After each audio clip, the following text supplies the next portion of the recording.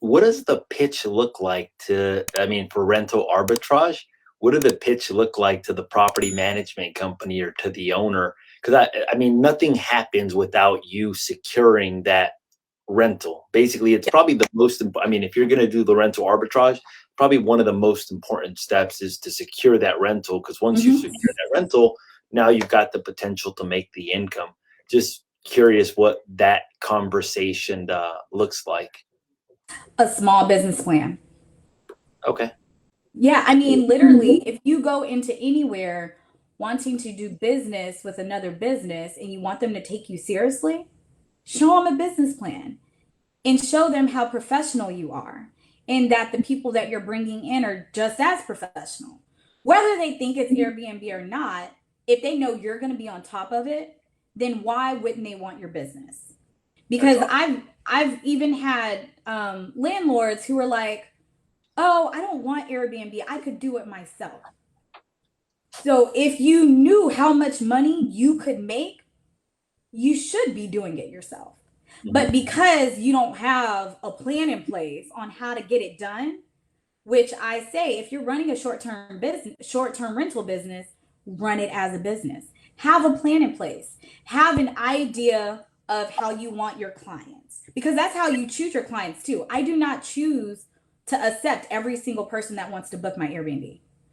Yeah. I read their profile. I read other reviews from other hosts because that really says something. Like Oh yeah. reviews and pictures is what sells Airbnb.